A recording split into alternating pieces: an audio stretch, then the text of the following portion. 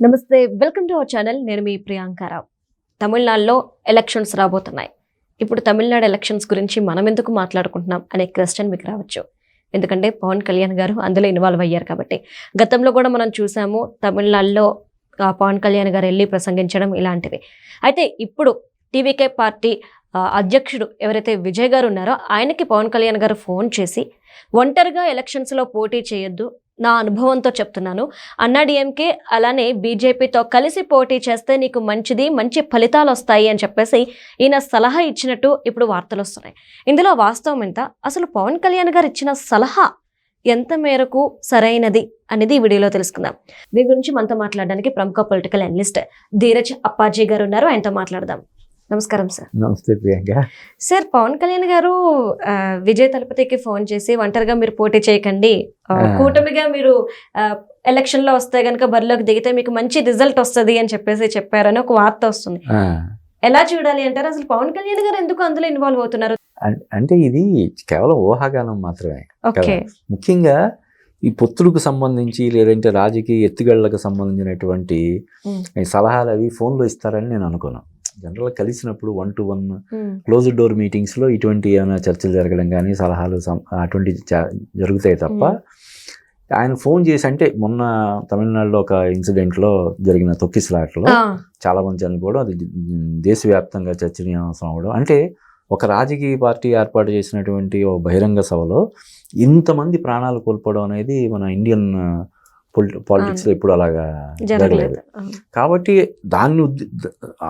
ఆ సందర్భంగా ఆయన ఏమైనా ఫోన్ చేసి మాట్లాడి ఉండొచ్చు. అసలు ఫోన్ చేశారా లేదన్నదే డౌట్.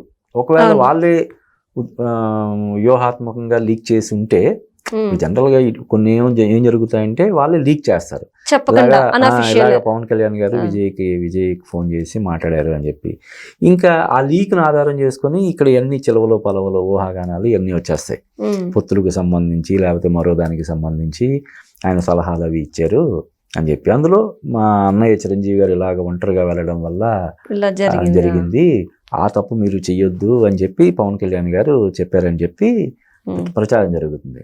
కానీ ఏంటంటే తమిళనాడు పాలిటిక్స్ అనేవి వేరు, మన అంటే ఏపీ తెలంగాణ పాలిటిక్స్ వేరు, తమిళనాడు పాలిటిక్స్ అనేవి అంటే నాకున్న పరిమితమైనటువంటి అవగాహన మేరకు అవి కంప్లీట్ డిఫరెంట్.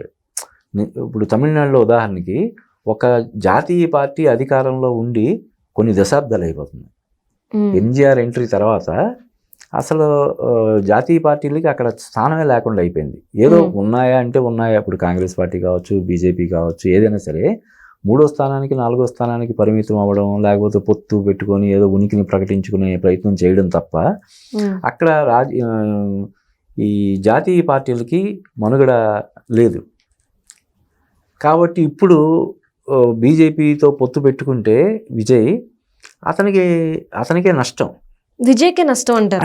అంటే జనరల్ గానే మన తమిళనాడులో హిందీ వ్యతిరేక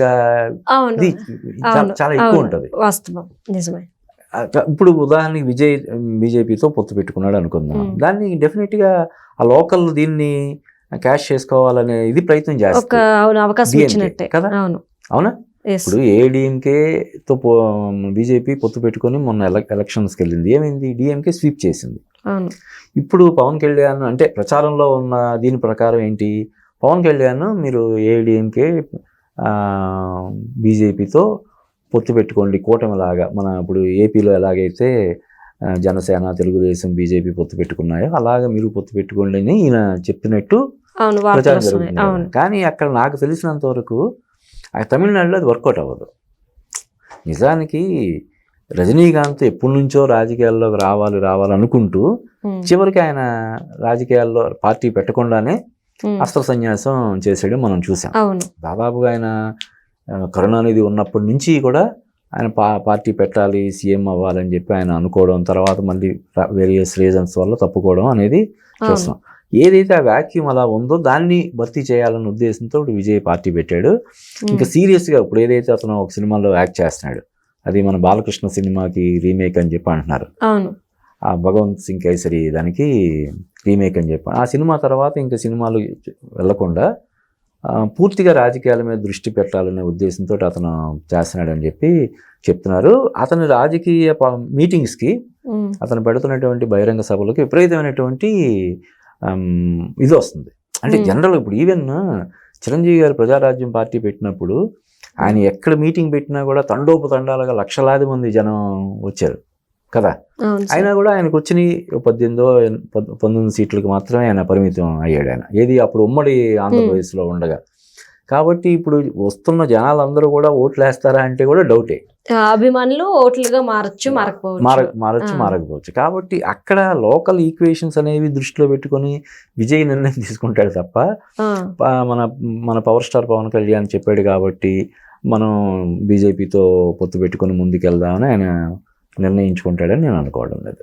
ఓకే, ఇలా చేస్తే వేస్ట్ ఆఫ్ టైం అంటారు. అలాని కాదు, చెప్పాను కదా, మన స్టేట్ పాలిటిక్స్ ఇక్కడ, మన తెలుగు రాష్ట్రాల పాలిటిక్స్ వేరు, అక్కడ తమిళనాడు అంటే ఒక చిన్న చర్చ కూడా నడుస్తుంది సార్.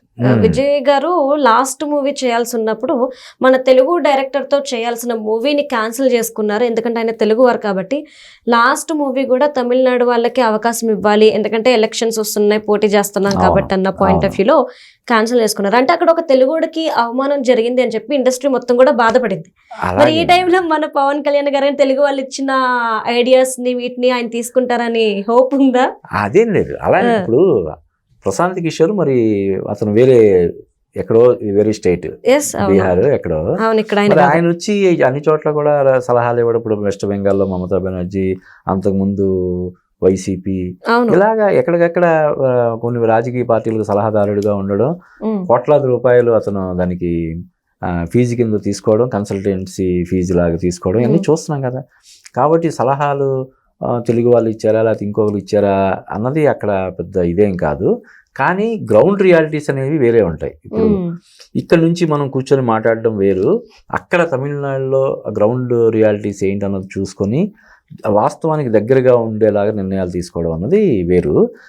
తెలుగు అంటే జనరల్గానే ఒక హీరో